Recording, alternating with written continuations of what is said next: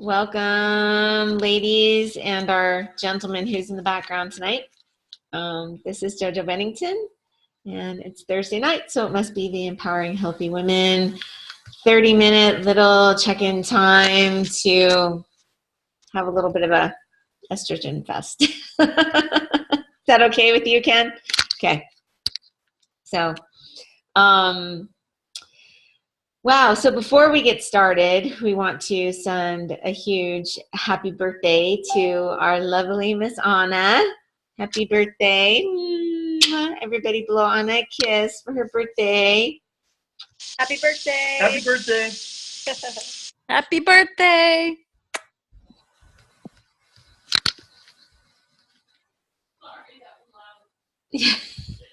Lisa's here with me, so, it's always nice to have little mousies running around in the background that everyone can hear. It's all good.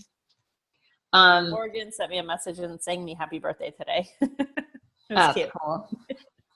Anything you say, everyone can hear, Lisa, so just so you know. Okay.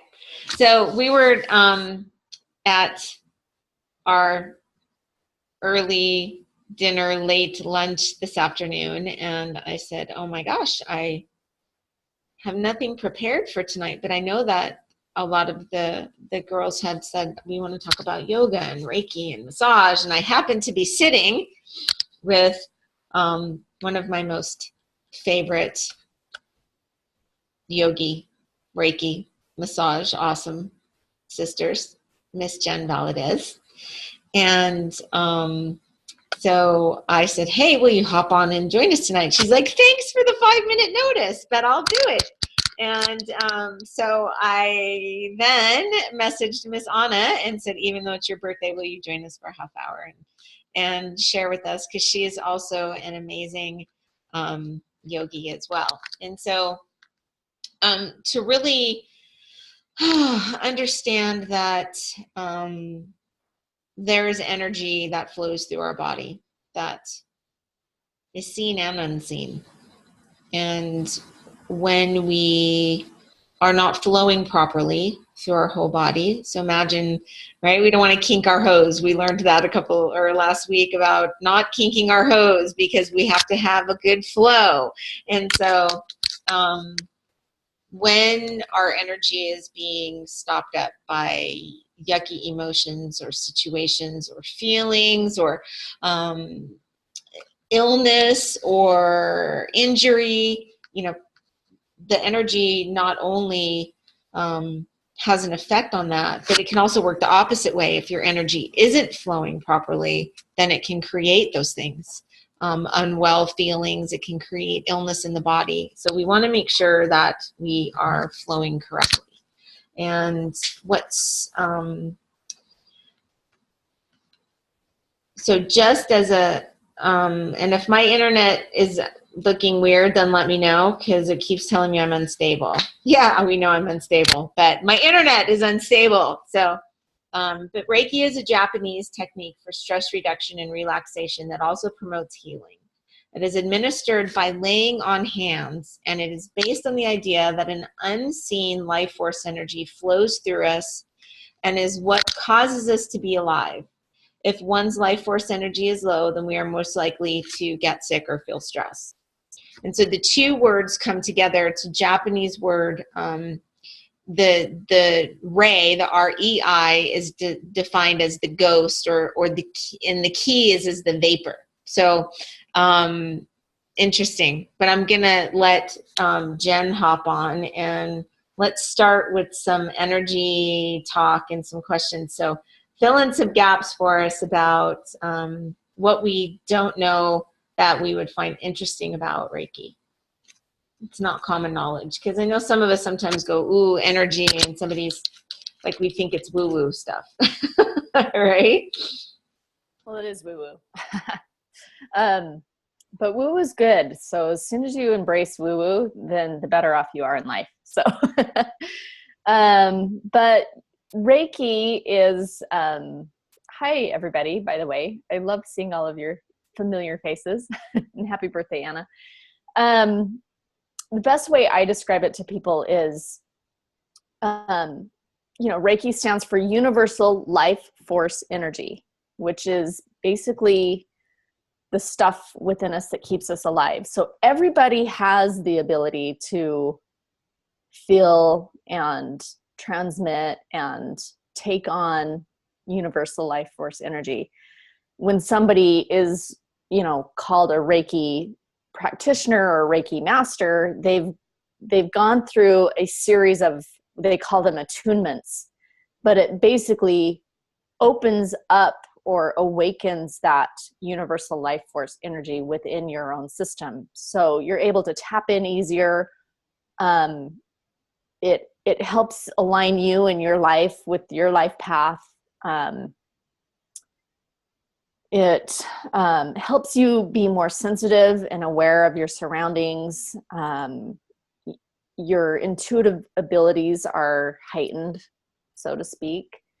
So anybody can do Reiki, and I'm sure everybody has, felt the energy between their hands. They know that, that exists, but it's basically when you have the Reiki attunements done, it heightens it. So can you explain a little bit, so if we're going to do a Reiki session, what might I experience, or what can I expect? Like, we always think of ooh, what can I expect? And we put a little fear behind that, but it's not fearful. It's very relaxing. But what are some of the things that we could expect to feel? Well, I always tell people, don't expect anything, because a lot of times if you come in with a high expectation and then you don't feel anything, you feel like it didn't work and you're disappointed. So everybody experiences a Reiki session differently, but for the most part, it takes you into a very relaxing state. And sometimes you'll feel, as energy is moving through the body, the practitioners either putting their hands, on different areas of the body, or even holding their hands off of the body, depending on where they're feeling the energy flow. But sometimes it's common to feel heat in those areas as you're having a release. Sometimes as you do feel a release happen, you'll feel like a shoot of energy or tingling in the body, a sensation of almost like the cells feel like they're coming alive. And I've also had people say on occasion that they feel cold in those areas. So your body responds to Reiki in its own way. And I never try to put a label or say exactly what it is that's going on, because every body is different. And as a practitioner, you're just basically the conduit or the instrument for the energy to flow from a higher source through you into that person. So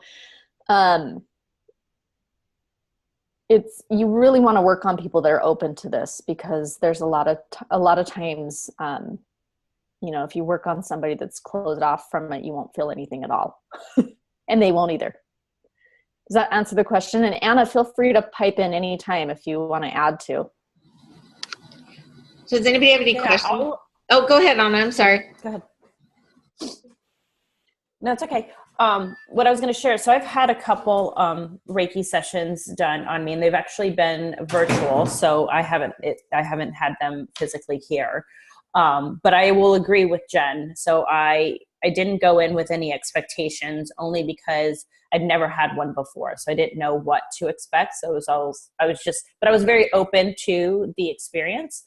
And what I realized when I was going through it, and what the individual who did it for me, is that we realized my throat chakra was very closed. So for me, that's where I was feeling it. I was feeling, and it was sort of, it was a closed offness, if that's a word, where I was feeling it. And so when I spoke with her later, that's where she was feeling it too, was right here. She could feel the energy was just blocked.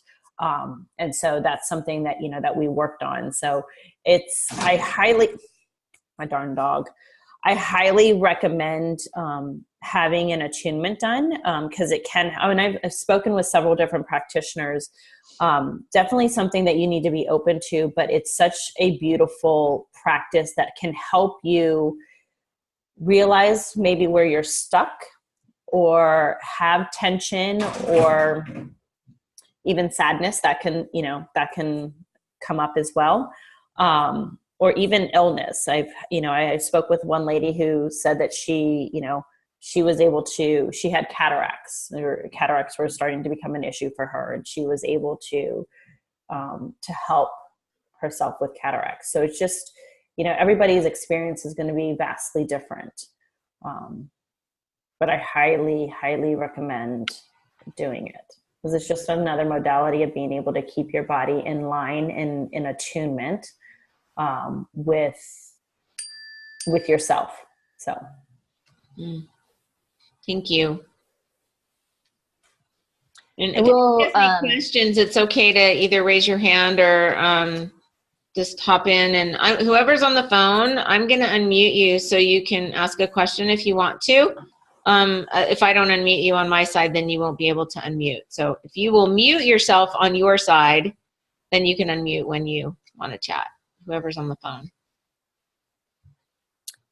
I will mention one thing that's unique about Reiki that I just love so much about it is, like I said before, the practitioner is just the person that's kind of holding the space and allowing the healing energy to flow through. And so the person that's lying on the table or having the session is really doing their own healing work, and their body is completely intuitive as to what it needs. So as an example, the lady with the cataracts, as a practitioner, I could have my hands on her feet, and that Reiki energy could flow through and move up through her body to the cataracts and heal that part of the body, if that's the healing that she was ready for. So we're always guided intuitively on where to place our hands, but we also know that Reiki energy is going to flow through the entire body, through the entire system, and heal wherever that person's ready for healing. And so as a practitioner, we try really hard not to become attached, or it's almost easier to do the work if we don't know all the issues that the person's coming in with, because, our ego mind, our logical mind will try to, take over and automatically go to that spot. So it's better and easier for me if I do a session with someone that I have no idea what their health issues are or what they're working on emotionally. If I just am an open channel for that healing to take place, and those are the moments or the sessions that are really awesome and profound, because I'm not getting in the way. That's awesome. Yeah. So now I'm looking through moving energy through the body. So yoga opens us up and can be an enhancement to moving energy through our body with Reiki. I just kind of see it as all a huge piece that works together, right? And so Anna and Jen, you both are yogis and teach different modalities of yoga. But let's just say in general, as a general yoga flow, how that can help to move the body and realign the energy and even the muscles and the whole structure, right? Do you want to answer that, Anna? I can. Yeah, absolutely. So, yes, absolutely. And again, just like with Reiki, yoga is energy. And so coming onto your mat, you sort of let go of everything that is around you. And, some classes you'll go into and there's chanting. And so it just really depends. I love to teach, vinyasa is my favorite, and that's, breath with movement. So it's a little bit more cardio intensive. But, restorative classes are really, really good, and they really get, deep into the tissues and things of that nature. But what I really found with yoga is that it allows you to, when you come onto your mat, to really just let go of the rest of the world, and you can most classes will start off with Tadasana, which is mountain's pose, right at the top of your mat. And you just kind of open yourself up and your palms are open. And when you do that, you're showing that you're open and ready to receive. And so if you allow that, because again, just like Jen was saying, just like with Reiki, you have to be open to it. Even with yoga, it can be a very physical practice, and that can be all that it is for you. And that's completely fine. But there is this spiritual part of it that if you allow that to come into your practice, it can even heighten your practice even more. And so, I was having issues with my shoulder. I had a crick in my shoulder. And so I went to yoga, and yoga was able to work that out. So it's about aligning your body and allowing your body to work naturally with its own energy, and being open to those possibilities of, self-healing, if you will.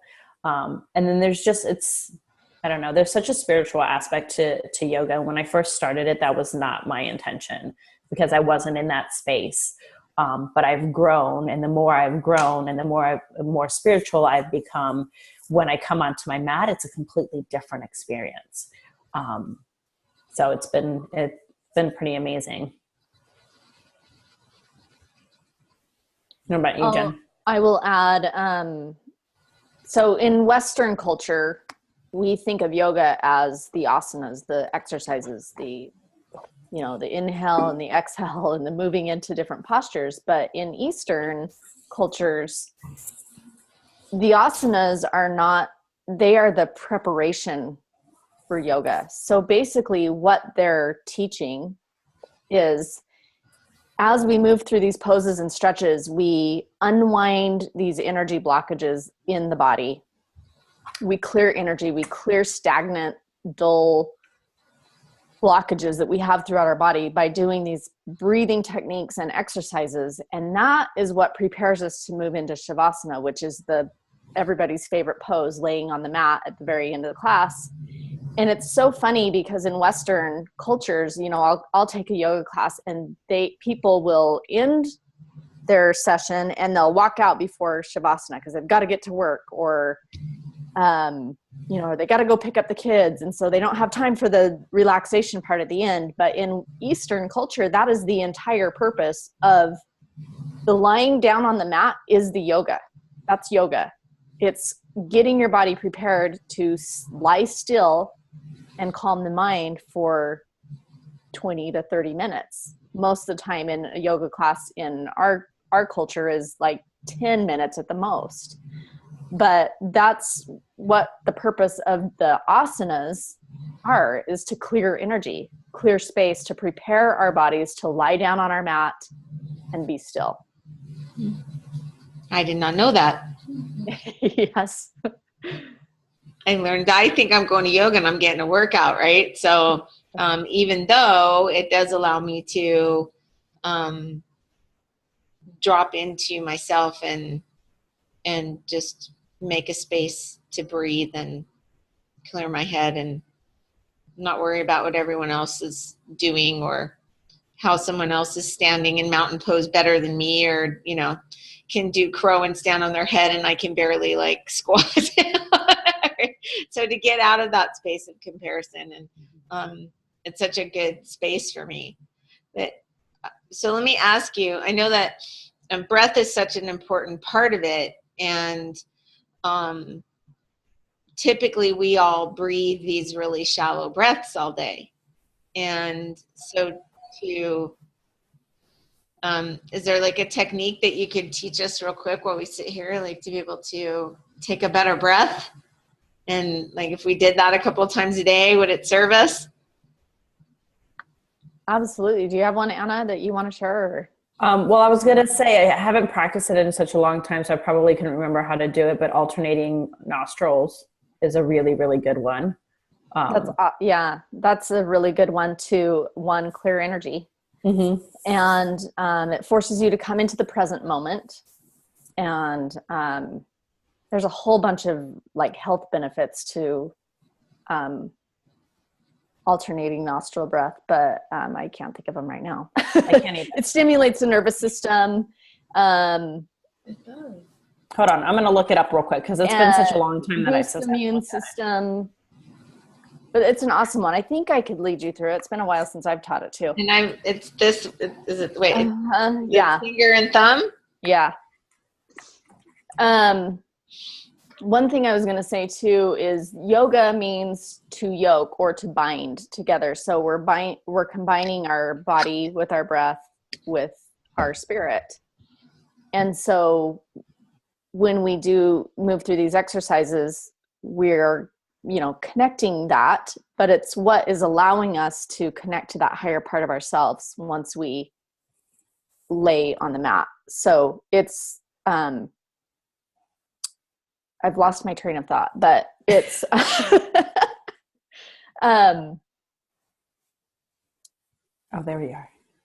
Yeah, I can't think of where I was going with that, but it's a form of clearing energy. So it's the same as Reiki. When we clear that energy through a Reiki session, it allows us to tap into that higher part of ourselves.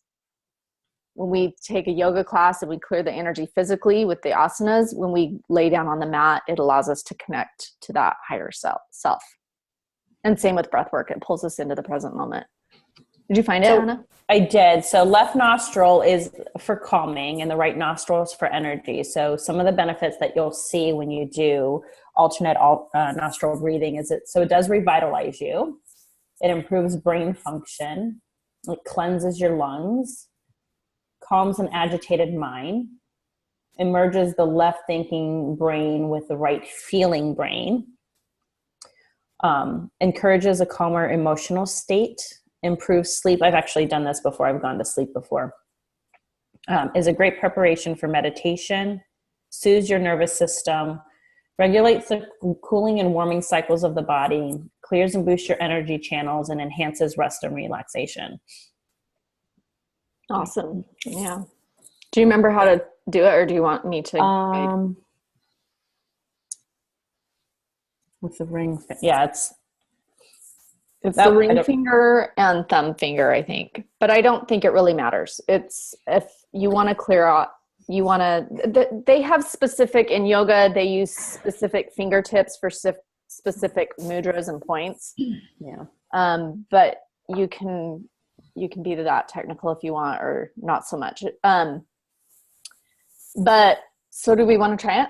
Yeah. Okay. So take your right hand and you're going to take your pointer finger and middle finger down and your pinky finger, and you're going to use your ring finger and your thumb. Is that what it tells you to use? Pretty sure those are the two. No, I think it's your right finger. I mean, not your right finger.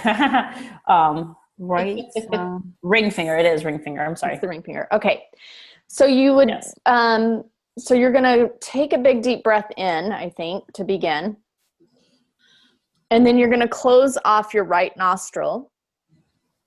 And you're going to exhale out your left nostril. And then you're going to inhale through your left nostril. And then you're going to take your ring finger and close off the left nostril and exhale through the right nostril. Don't worry if you're blowing snot.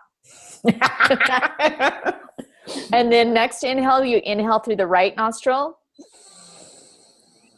Close it off. Exhale through the left. Inhale through the left. Close off the left. Exhale through the right. Inhale through the right. Close it off. Exhale through the left.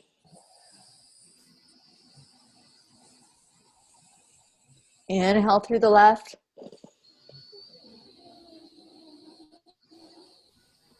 Close it off. Exhale through the right.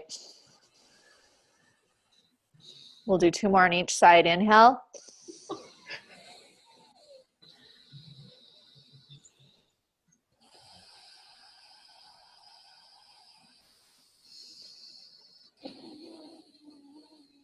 I'm counting that you all have it down now.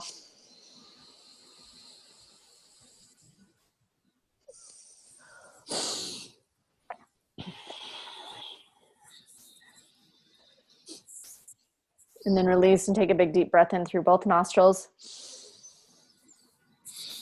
And then exhale. So what I like to do when I do, sorry, Jen. Go ahead. So what I like to do when I do that is I count my breath as it goes in, because we do usually are very shallow in our breath. So I count for an inhale of 7 and an exhale of 7, because it forces me to slow down. And when I inhale, I actually balloon my belly out. And then when I exhale, I suck my belly button into my spine. Because then what you're doing, so when you're allowing the belly to balloon out, you're allowing all of the air and the energy to go to every single corner of your body. And then when you press your belly button to the spine, it takes all of that and just pushes it back out. So you get anything that's stagnant and sticky and, not good anymore. And you're just expelling it from the body. Because most of the time we just breathe right here, right? So we have to be conscious of pulling. This is where our breath always is. Yeah. So did anybody notice if they had like one nostril that was really open and the other one was really closed?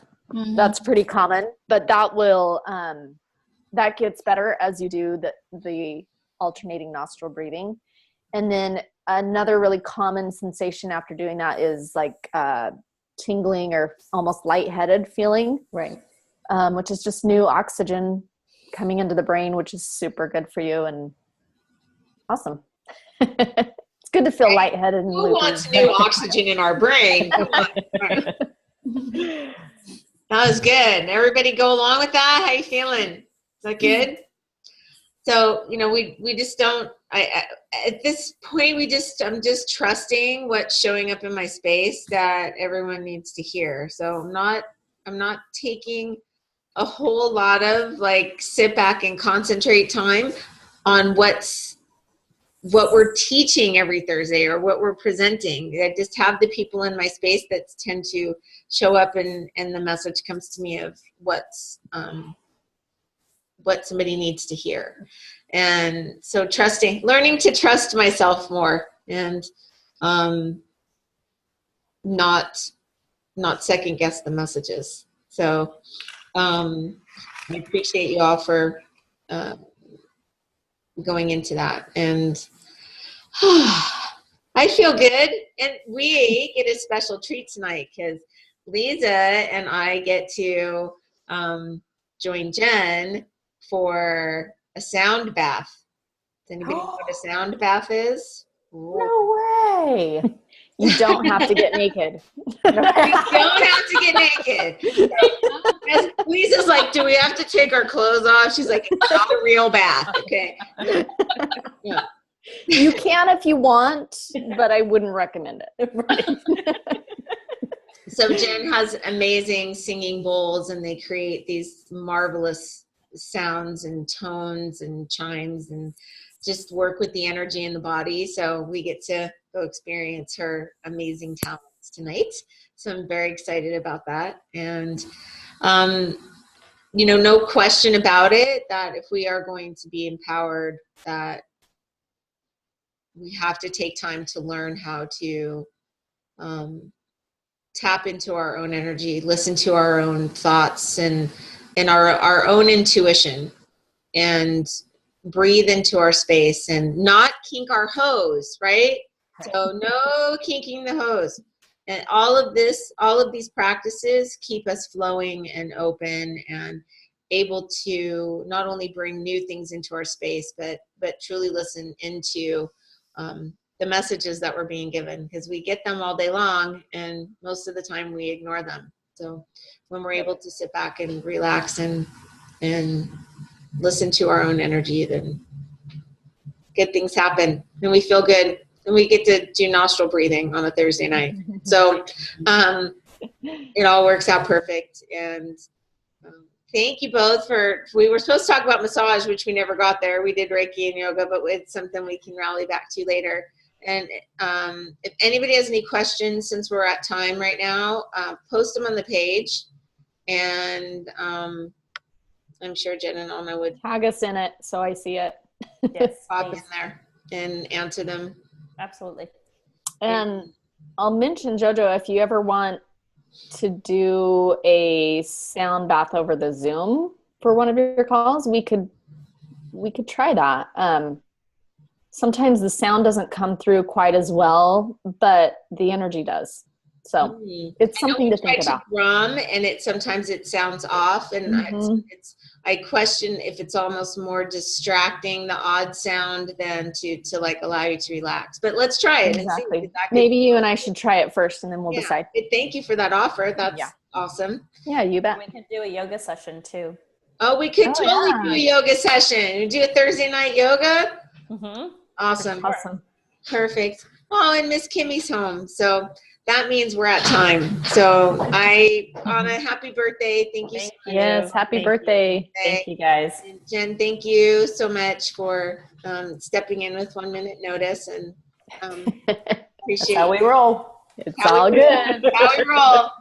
I throw out the challenge and everyone accepts. I love it. So thank you, ladies. Big kisses to everybody. Good night. Bye. Bye.